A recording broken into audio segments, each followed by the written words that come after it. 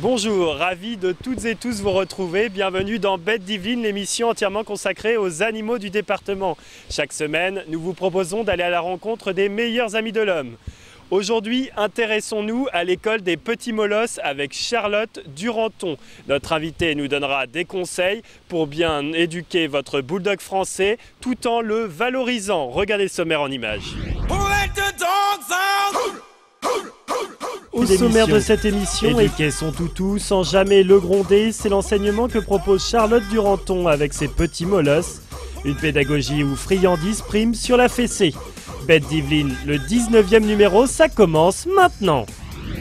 Une question sur le comportement de votre animal de compagnie. Envoyez votre demande à Virginie, notre vétérinaire. Elle vous répondra lors d'une prochaine émission. Charlotte Duranton, bonjour. Bonjour.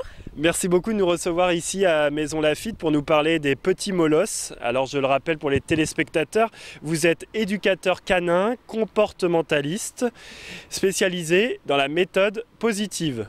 Alors première question, qu'est-ce que la méthode positive ? Je ne travaille qu'en méthode positive, c'est-à-dire on est basé sur le renforcement positif. On récompense les bons comportements que va faire le chien et on n'utilise jamais la violence physique ou psychologique. Jamais, jamais, jamais. C'est vraiment la règle la plus importante. Et ça marche avec un chien ? Ça marche toujours. Après, ça demande plus de temps parfois, ça demande de se poser les bonnes questions, d'essayer de comprendre son chien. Ça demande de l'investissement, mais ça marche toujours. L'essentiel, c'est de commencer le plus tôt possible avec son chien. Mais même chez un chien adulte, il n'y a pas de souci. Il faut juste prendre le temps de comprendre pourquoi il a des soucis de comportement et d'essayer de trouver la bonne manière de lui faire comprendre ce qu'on attend de lui. Et ça marche toujours. Et la bonne manière, ce n'est pas parfois, quand il va vraiment trop loin, de le punir un petit peu. Alors, on utilise la punition, mais uniquement dans le fait d'ignorer le chien et de ne pas le récompenser. Donc lui, il est puni parce que son comportement ne lui rapporte rien du tout. Mais il n'y a pas de violence, il n'y a pas de douleur physique. Il y a vraiment, voilà, c'est juste on ignore le chien et on lui redemande tout de suite la bonne chose à faire. Et là, quand il le réussit, on récompense. Alors chez les petits molosses, chez l'école des petits molosses, ça s'adresse à qui l'éducation positive ? Alors ça s'adresse à tout le monde, du moment qu'on a un chien qui fait partie des petits molosses, donc c'est-à-dire soit un bulldog français, un carlin ou un Boston terrier. Quel que soit l'âge du chien, l'âge du propriétaire, quelles que soient les attentes qu'ils en ont, il n'y a pas de souci, on s'adapte à tout et c'est vraiment fait pour tout le monde. Et pourquoi pour ces chiens-là particulièrement ? Parce que c'est à la base mes races de cœur.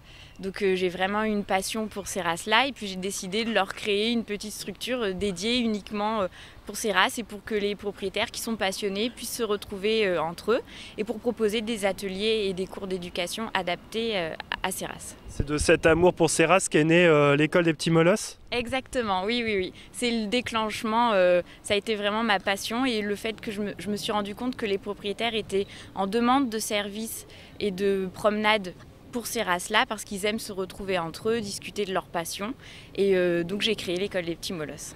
Parce que c'est une race bien particulière. Alors là on a Carrie à côté de nous. Carrie, c'est une bulldog français et donc le bulldog français, le carlin ou le Boston terrier, ce sont trois petits molosses qui ont la particularité d'avoir le nez écrasé, donc la brachycéphalie on appelle ça.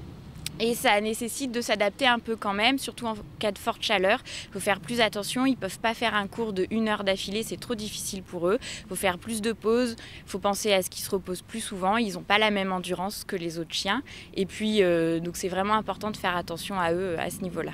Ils n'ont pas la même endurance qu'un Golden Retriever par exemple ? Oui, par exemple, ou que tous les chiens qu'on voit beaucoup plus en éducation du type berger australien ou border collie, qui sont très endurants, qui peuvent vraiment fournir des efforts physiques sur des longues durées malgré la chaleur. Les petits molosses, il faut faire plus attention quand même. Est-ce que vous pouvez nous présenter brièvement l'école des petits molosses ? Qu'est-ce que vous y faites ? L'école des petits molosses est consacrée à ces trois races de chiens. Je propose des cours d'éducation, des cours en comportement quand il y a des problèmes de comportement, des cours en groupe où on fait des petits ateliers, initiation à l'agility, on travaille l'obéissance du chien, sa concentration et essentiellement aussi des promenades. Des promenades que j'organise tous les dimanches sur Maison Lafitte souvent pour que les chiens puissent se socialiser et se dépenser dans des conditions sécurisées.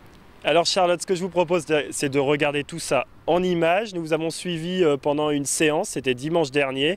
Lenka Gallier, notre journaliste, a suivi Laure et Aksoun.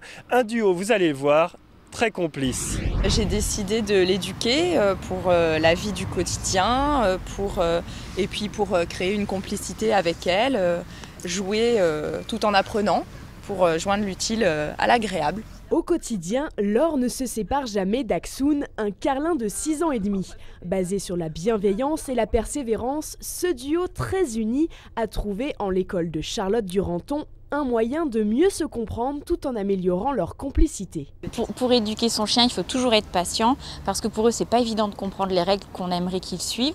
Donc il faut être patient, il faut être doux, récompenser les bons comportements et surtout jamais utiliser la violence, qu'elle soit physique ou psychologique. Faire obéir son compagnon à 4 pattes sans jamais lever la main sur lui, c'est justement cette éducation que recherchait Laure pour son molosse. C'est une personne qui travaille en méthode positive et amicale, donc dans le respect du chien, dans le respect de son bien-être et sans méthode coercitive, sans brutalité, vraiment pour que l'éducation soit un plaisir pour le maître et surtout pour le chien. Au programme ce dimanche matin, obéissance mais aussi initiation à l'agility.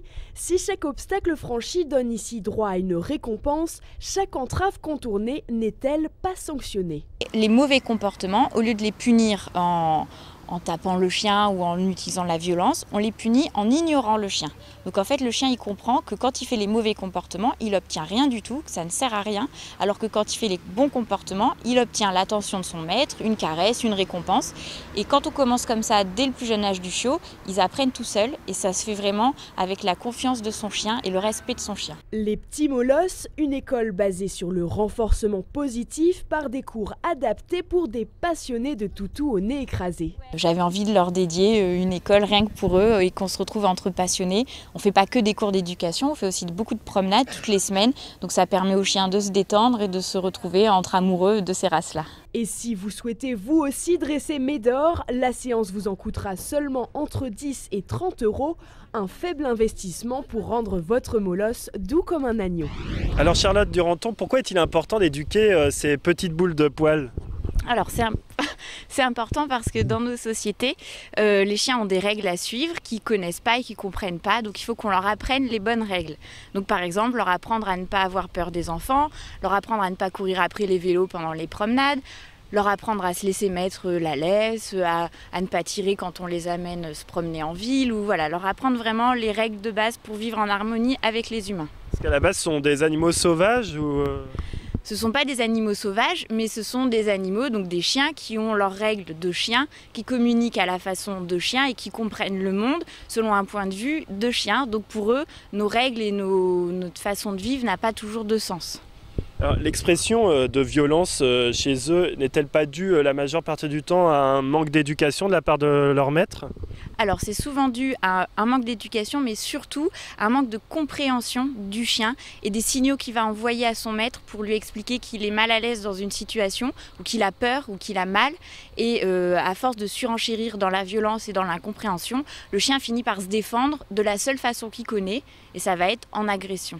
D'où l'importance de la méthode positive. D'où l'importance de la méthode positive qui est quand même basée essentiellement sur le respect du chien et la compréhension de son chien. On ne cherche pas à obtenir un résultat quelle que soit la façon de l'obtenir, on cherche à comprendre pourquoi le chien a un souci ou pourquoi le chien se comporte mal, entre guillemets, et on essaye de trouver ensuite la bonne façon d'amener le chien à accepter les choses qu'on aimerait qu'il fasse. Justement, à travers l'école des petits molosses, vous appelez au respect de ces races. Pourquoi ? Donc c'est le respect aussi par rapport à la société ou c'est juste le respect du chien en général ? Alors c'est le respect du chien en général. Surtout actuellement, ils ont des vies dans des environnements très citadins.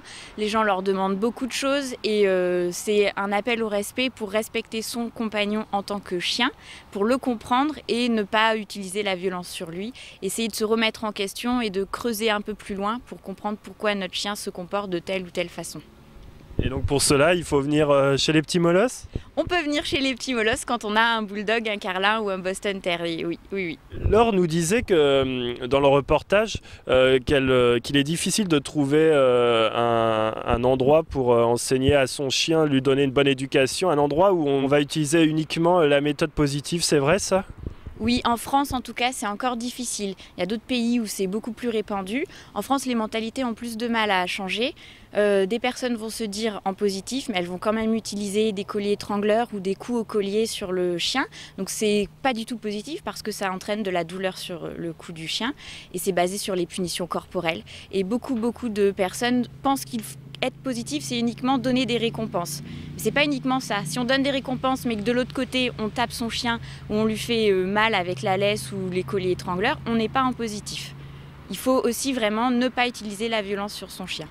D'accord. Alors, est-ce que vous avez encore des petits projets là, avec les petits molosses à l'avenir?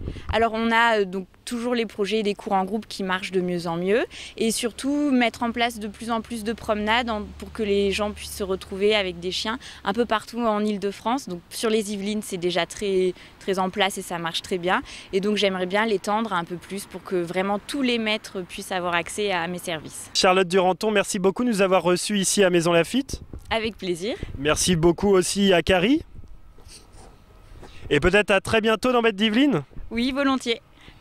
Quant à nous, c'est la fin de cette émission. On se retrouve la semaine prochaine pour de nouvelles aventures animalières. À très bientôt sur notre chaîne et toujours en très bonne compagnie.